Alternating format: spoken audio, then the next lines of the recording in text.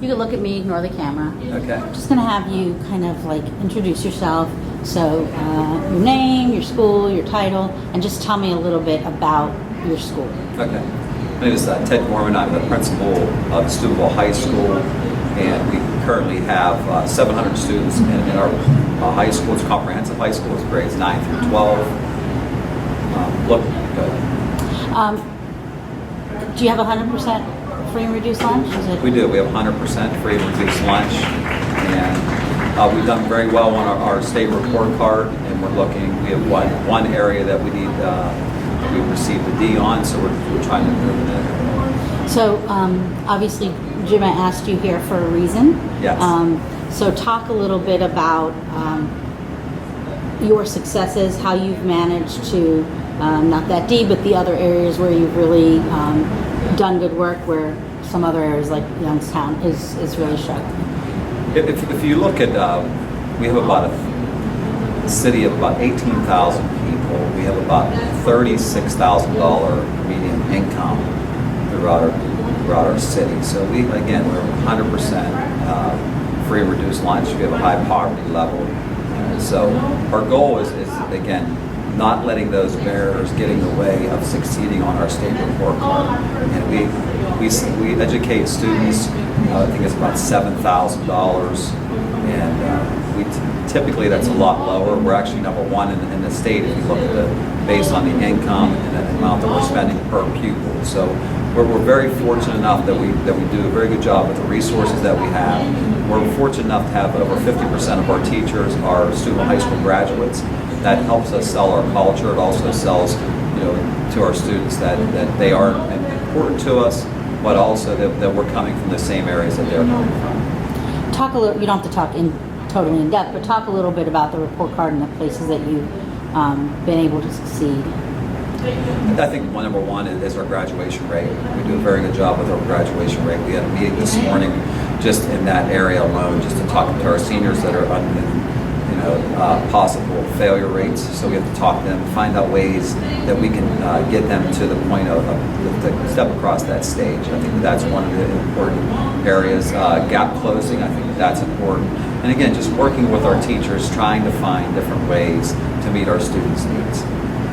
What do you think that you guys have been able to do to see success where other districts, Youngstown, but not only Youngstown, with the same demographics are not? I feel that one of the biggest things that we do is work together as a group. And we talk to teachers all the time about, it's about the kids first, it's about the school second, and you may be third on that list, you may not even be on that list, but it's not always about you. And be able to have a trust and have relationships where we want teachers to be able to come to bring ideas to me as the principal or to one of our leadership teams, and not be able to, be afraid to get that idea turned down where that's their only idea. To keep giving us ideas. How can we incorporate different ideas when you go away to a conference, bring something back, maybe that will work in our system. So not being afraid to fail. I know you were kind of talking about the whole student. Do you think that seeing the whole student, seeing their life outside, knowing where they're coming from, their parents pull them up in school, but they're going to come back down and that's okay? Do you think that plays a role? I think so. When you're not judging students, and I think that's important because that shows the value. Every morning we do a morning meet and greet. I greet every student that they come into the building. I'm reading their face, where they're coming from. If I see a kid that's maybe distressed, can I find help for that kid? That's not the same kid that came in, for the last 5 days. So, let's try to help that kid out. So again, trying to be there for that kid when parents and grandparents and aunts and uncles aren't there for them. When they're at school, which is probably the majority of their day, that they're in a good, warm, friendly, safe, and clean environment. And last question, unless you have anything you want to add. When you were having conversations with Jim, kind of talk about why he wanted you here. what it is about your school that drew him to you? I think if you look at our demographics of our school and how the makeup of our school, and you look at the income of our school, it's very similar to probably to Youngstown City. And if you look and see the amount of money that we're spending per student, maybe where Youngstown is spending money, how are we able to get the same results? We have schools that come and visit our school all the time. Again, we're just trying to look for different ways, and maybe those little ways are things that they haven't even thought of as a group. So if we can help benefit, we welcome people to come into our building, and we want it to be a warm, friendly environment. Again, we probably took that idea from someone else and just made it our own and put our name on it, but it's probably someone else's idea. You cannot think that, we feel that all the answers are in the room, and we have to be able to help. And that's one way to achieve success. Awesome. Anything you want to add about the school? No? All right, thank you very much. Okay. I just want you to start by kind of introducing yourself, name, school, title, and just a little bit about your school. Okay. You can look at me, ignore the camera. Sure. I'm Cheryl Connolly. I am the campus principal at Akron Early College High School. We're located on the University of Akron's campus. We're a joint venture between the University of Akron, Akron Public Schools, and originally with Knowledge Works. We started in 2007, and we're 13 years in, so we've had a number of graduating classes. Majority of our kids, we bring them in we're an application school. So they come in as 9th graders on the college campus. They're never high school students. They come in and they get a college ID, which is their bus pass, and they are college students from the first day. So, which is a huge contributor, I think, to our success, is being embedded on the college campus. So you kind of have a pretty good idea of what probably Youngstown is facing and why Jim asked you to be a part of this. So just talk a little bit about what you guys have done and how you've succeeded that kind of attracted Jim to even ask. Yeah, 80% of our population is Akron Public School students, and Akron experiences the poverty rate as any urban school district does. 20% is Summit County, so we do have a little bit of a different population. And when we bring our 100 in, we don't normally take 20%. It depends on our application process. Regardless of where kids come, we meet them where they're at, and we figure out the best education pathway for them. 70% of our population is first gen. So that's part of our mission, is to be this pathway for kids to get to college. We help kids succeed at every level and where they can, and if they're behind in skills, we consistently do things to help improve those skills. We're very self-reflective. Every year we look at, okay, what could we have done better? And then the next year we do something different to make the school a better school. So the previous year, last summer, we actually added a bridge program. So we were noticing that more and more of the 9th graders coming in had too many skill deficits. So we did a 2-week English program and a 2-week math program for algebra. And that helped, with this year, so the kids didn't have so many skill deficits as we're moving into, especially testing is coming up in March and April. I know a lot of the focus, all three of you and Jim, it seems like, are focused on that, the report card. Report card, sure. So talk a little bit, you don't have to talk as in-depth as you did, but Sure. kind of an overview of your report card and the pieces that you're proud of and kind of what you did to get there. Yeah. So the OST, Ohio State test, is based on the standards that the teachers teach in their classroom. But we have to be mindful of not only those standards, but also our kids step right out of a high school class into college classes, from the very first semester. So we focus on ACT questioning, that high rigor. ACT is the rabbit we chase, and if we can get kids at that high level of rigor from the very beginning, then they're going to be more academically sound as they move forward. Those that aren't there, we scaffold and we do things to help build that academic pathway as best we can to assist them. So as a result, our school has been, in 10 years, we've been a National Blue Ribbon School. So in 2013, we were awarded it the first time, and it's based on 5 years of state testing.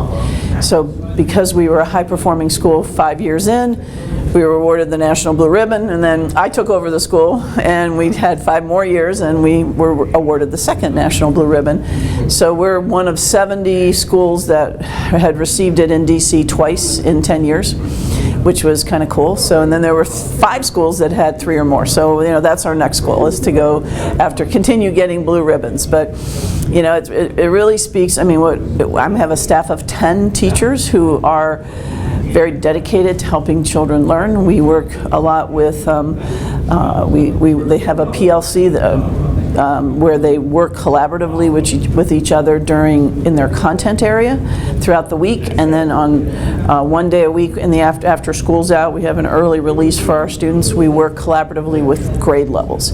So we have a 9-10 team and then an 11 team. 12th graders are full-time college students.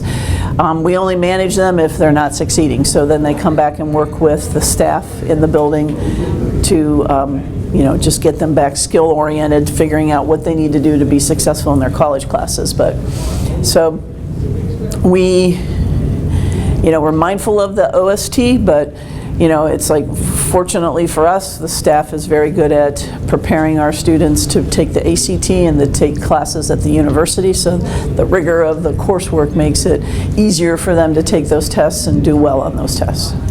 Just so you know, it's possible my battery will die and I'll run and get another. Okay. But we'll try and squeeze this in. Okay. What do you think, you've kind of touched on it, but what do you think has allowed you guys to succeed in the way that you have? You know, you don't have to compare yourself to Youngstown, but Youngstown's been struggling Sure. for so long. What do you think you guys do that has allowed you to succeed with, you know, pretty equivalent population? Well, I think, you know, the support of the district. So Akron Public Schools has been very supportive of our program. They have allowed us to add some layers of tutoring and layers of, they support the things that when we see we need something, it's never no, okay, let's see what we can do to help support you. My staff is dedicated to helping kids succeed, so they look at where weaknesses lie. We don't let obstacles stop us. We try to figure a way around the obstacle.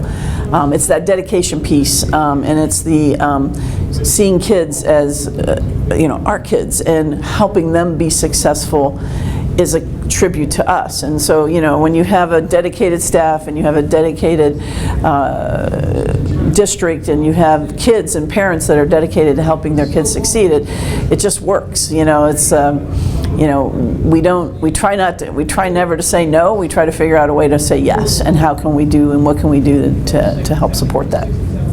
Awesome. Anything you want to add about your school, your report card, being here and giving them information? Yeah, you know, it's like, it's that whole process that, you know, if communities don't get behind schools, you know, it's beneficial to the whole city if businesses and community partners are all working collaboratively to help kids be successful in school.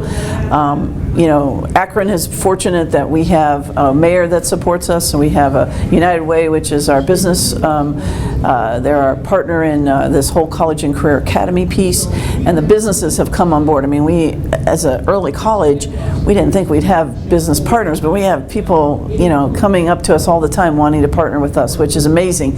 Gives our kids an opportunity to like job shadow and to go out and see these businesses, and you know, they can see what they want to be, but really is important to see what they don't want to be, and then that will help direct their future education as they move forward. So it's a win-win. You know, if everybody can work in the same direction to help the schools be successful, it's going to be, you know, I don't want to go to the hospital and have some student that I know academically is not sound working on me, you know, so that's my biggest fear. So I want to make sure the kids that I put out into the community are sound and academically want to achieve them and do what they want to be and know what they want to be when they grow up. So start by saying, I'm going to try and make it as fluid as possible. Just kind of, hi, my name is, or say your name, and the school you're with, your title there, and kind of go into you know, why you were asked to be here. So go into kind of what you were talking about, and Okay. does that make sense to you? Yeah, with much depth or just a general broad stroke? Just kind of a Broad. general, Okay. like why he thought you were a good fit for this. Do you know what I mean? Like, Yeah. kind of talk about what makes you fit into this conference. Okay. And you can look at me and ignore the camera. Is it already recording? We are already rolling. Okay. My name's Dina Popa. I'm the instructional leader at Akron STEM High School, which is a sorry, I gotta start over. My name's Dina Popa. I'm the instructional leader at Akron STEM High School. We are part of Akron Public Schools, and I'm a specialty school within the district. We are a 9 through 12 high school building that offers a STEM education. Today I was asked to participate based on our state report card. The demographics of our school district match the demographics of some of the Youngstown schools. We have success in our program and some of our structures and functions within our program that enables opportunities for students to attend post-secondary options within their high school career or upon graduation. And today I got to share some of those structures and some of the successes with people from the community. And talk just briefly, you don't need to go as much depth, but briefly about your report card, kind of the highlights, what you're proud of that you're able to do in you know, this is a tough environment, Youngstown, so if you're similar, then it's a difficult environment. Right. So some of our accomplishments on our state report card the last few years is being able to pride ourselves on the fact that we receive an A in value added. Value added is that component that really stretches kids beyond just a year's growth in a year's time. That A means that we extend kids' learning beyond a year's worth of growth in just the short amount of 1 year's time. By closing the gap and offering specific structures within our system and within our day, we're able to offer those opportunities for students to reach their full potential. What does closing the gap mean? Sometimes students come to ninth grade at various levels. We have kids that enter ninth grade that maybe are at a pre-calculus level already. We have kids that are just entering into Algebra 1.